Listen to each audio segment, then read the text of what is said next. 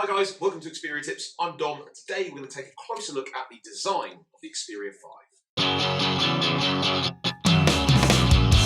Now, I know what you're thinking. Dom, this just looks like an Xperia 1 but smaller. And to be fair, you're kind of right.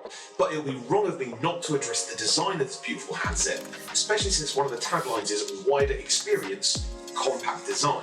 But what does it all mean? Wider experience?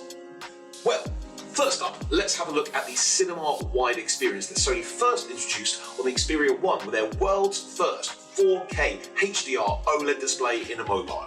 And they've replicated it here with the Xperia 5, but instead of a 6.5-inch 4K display, it is a 6.1-inch Full HD Plus display. You also get the widest colour gamut possible thanks to the BT 2020 colour space and the X1 for Mobile engine cranking up your image quality, and Creator Mode giving you a proper cinematic experience. The cinema wide experience also includes Dolby Atmos, even over wireless headphones, and of course Sony's ability to add in 3D surround sound to all of your content. And of course you have this 21:9 widescreen display, just like a cinema screen.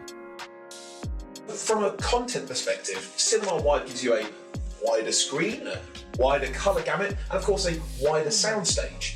But this all seems to relate to wider in a physical sense, so let's dig a little bit deeper. The 21:9 design of this handset and the software tweaks allow you to widen your experience every day. You get to see more of your social media feed, more of your news feed, more of your gaming, more of everything. You literally and figuratively get to widen your horizons. And speaking of gaming, the Xperia 5 will now have full support of the PlayStation DualShock 4 controller when playing games like Fortnite, including the vibration so you can feel everything in your game. It's also even easier to multitask, so I guess you could also say that you give yourself that extra bandwidth to deal with your everyday stuff like web browsing, shopping and YouTubing. But let's take a look at the second part of the tagline, compact design. So let's be real. Is this a compact phone in the same way as other compact Xperia phones have been in the past? No. It's quite clearly better. Is it smaller than the Xperia 1? Yes, obviously. This thing is less than 7 centimeters wide. That is tiny compared to the competition, which on average is 4 millimeters wider than the Xperia 5. I mean, so what if it's a little bit taller? It's still really easy to use, and if you're using it every day, you don't feel that extra height, but trust me, you would feel that extra width if it was there.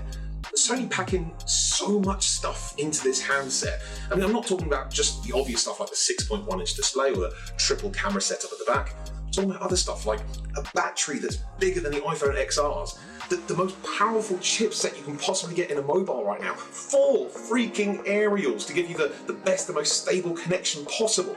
I mean, look around this place. You get a Sony cinema screen, you get a Sony high-res audio setup, you get the performance of a Sony Bravia OLED TV, and you get Sony's alpha camera expertise, all in this device.